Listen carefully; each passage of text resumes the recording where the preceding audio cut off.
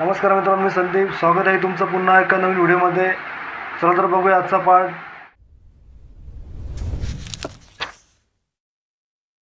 तर मित्रांनो, आजचा आपला पाठ आहे पत्राचा प्रवास. बालभारती मराठी पुस्तकातील जुन्या आठवणी ताज्या करणार आहोत. पाठ बघून जर बालपणातील काही आठवणी आल्या असतील तर लाईक नक्की करा मित्रांनो. चॅनलला सबस्क्राईब नक्की करा मित्रांनो. चला पाठाला सुरुवात करूया. मधू, ए मधू, आजोबांनी हाका मारल्या. काय हो आजोबा, मधूने मागच्या अंगणातून खेळता खेळताच विचारले.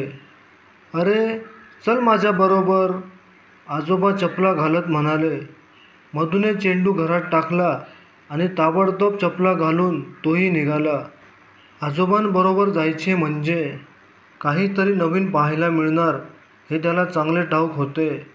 दामी धरतो तुमची पिशवी, असे म्हणत मधूने त्यांची पिशवी घेतली. आजोबा आणि मधू पायी पायी निघाले. कोपऱ्यावरून वळून पुढे गेले. आता इथे जरा थांबूया. पत्रपेटीपाशी थांबत आजोबा म्हणाले. इथे? मधूने किंचित आश्चर्याने विचारले. इथे तर काहीच गंमत नाही, असे त्याच्या मनात आले. त्याचा चेहरा पडला. हे पत्र पेटीत टाक, आजोबांनी सांगितले. मधूने तसे केले.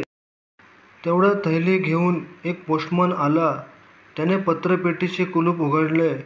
मधू तिकडे लक्षपूर्वक पाहू लागला. पोस्टमनने पेटीच्या आतील पत्रे आपल्या थैलीत भरून घेतली. परत कुलूप लावून तो थैली घेऊन निघाला. ही पत्रे घेऊन पोस्टमन काका कुठं जातात? मधूने आजोबांना प्रश्न विचारला. त्यावर आजोबा म्हणाले, चल पुढे तुला सगळं सांगतो. आजोबा आणि मधू तिथून जवळच्या पोस्टात गेले.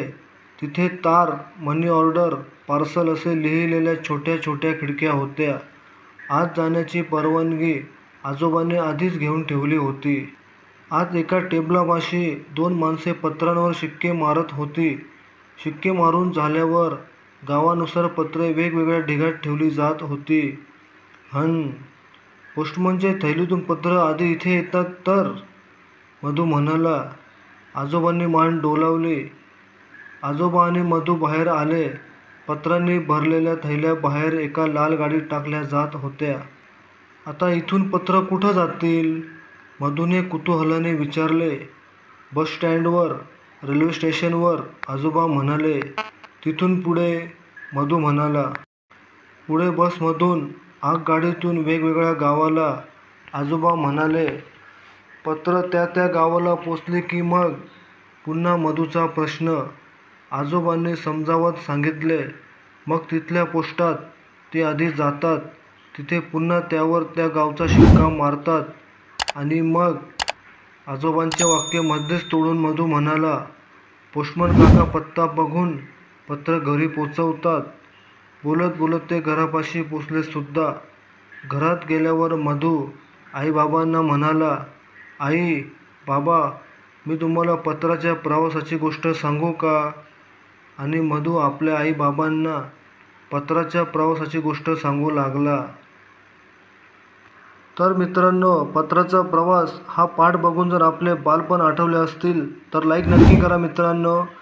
चॅनलला सबस्क्राईब नक्की करा मित्रांनो. असेच नवनवीन व्हिडिओ आपण तुमच्यासाठी आणणार आहोत. चला तर भेटूया पुढच्या व्हिडिओमध्ये. तोपर्यंत आपले खूप खूप धन्यवाद.